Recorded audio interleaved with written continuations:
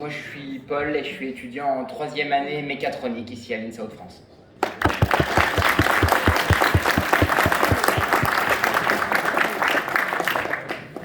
Bonjour à tous, je m'appelle Gabriella Chemy et je suis étudiante en première année en classe prépa.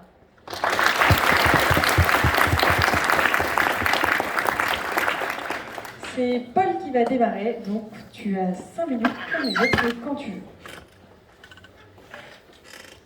Mesdames, messieurs, et à tous ceux qui se situent entre les deux, je souhaite commencer par cette confession. Avant, après, voici 2 mots pourtant simples, mais 2 mots que je ne sais pas écrire. J'aurais pu en choisir de nombreux autres. Et pour tout vous dire, rares sont en réalité les mots de la langue française que je sais orthographier correctement. Cela étant dit, vous portez sans doute déjà sur moi un jugement négatif. Sans doute, avez-vous d'ores et déjà un réel a priori sur mon sérieux et sur ma rigueur. Et peut-être avez-vous raison.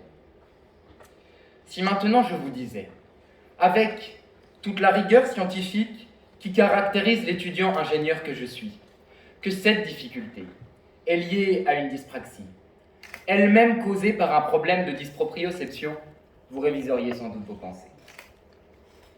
En effet, derrière ces termes flous, vous avez probablement retenu un unique mot, handicap.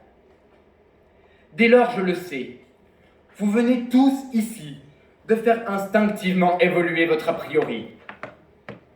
Certains, peut-être, vont jusqu'à regretter leurs pensées.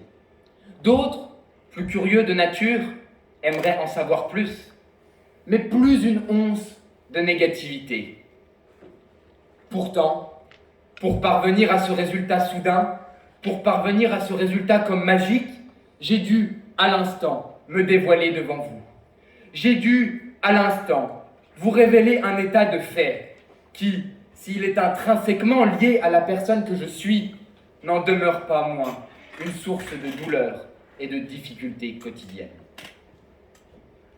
Alors oui, messieurs, dames, j'ai envie de croire en une entreprise où il ne serait pas nécessaire de révéler son talon d'Achille à la face du monde pour bénéficier de la bienveillance. Et aujourd'hui, pourtant, ne soyons pas naïfs, nous semblons encore bien loin de cet idéal. Pourquoi devrais-je justifier auprès de mon entreprise, de mon orientation sexuelle, de mon genre, de ma pratique religieuse, de mon choix d'avoir ou non des enfants, de mon handicap? Pourquoi devrais-je justifier de ces éléments de ma vie privée simplement pour bénéficier de la bienveillance et de la compréhension de tous? Ne sommes-nous pas tous simplement différents? Ces différences se réduisent-elles simplement à quelques critères choisis et réducteurs dans une vision pseudo-bienveillante et parmi toute la multitude et toute la complexité de ce qui fait qui nous sommes? Maintenant que nous avons dit cela, vous seriez en droit de me demander, mais Paul, quel est le rôle de l'entreprise inclusive dans tout cela?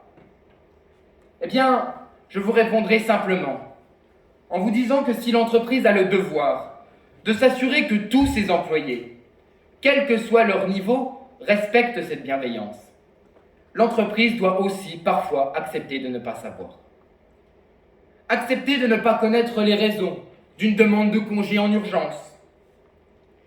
Accepter de ne pas savoir pourquoi telle ou telle personne refuse le télétravail. Pourquoi son personnel a besoin d'horaires aménagés. Combien d'autres exemples pourrais-je encore citer ici? Alors, cela dispense-t-elle pour autant l'entreprise du côté humain? Non, bien au contraire, et c'est une évidence. Car si l'entreprise choisit d'installer, comme c'est le cas dans certaines, des cellules d'écoute, je pense notamment aux personnes LGBTQIA+, aux personnes victimes de racisme, aux personnes victimes de violences morales et ou parfois physiques, alors entendez-moi bien, c'est une très bonne chose. Ces cellules d'écoute sont parfois vitales, car elles offrent une possibilité de parole et, pour paraphraser un très grand auteur de la poésie française, heureux celui qui peut, par ses paroles, s'envoler vers des champs lumineux et sereins. Ce que je dis en revanche, c'est que la participation à ces actions mises en place au sein de l'entreprise ne peut sortir de celle-ci autrement que par la volonté même et unique de la personne concernée. Pour conclure enfin, je dirais que si en 1843, il semblait pour Victor Hugo évident que les hommes allaient universellement vers la paix, espérons ensemble qu'ils aillent universellement vers la bienveillance. Soyons indulgents, soyons tolérants, soyons bienveillants, soyons humains. Merci de m'avoir écouté.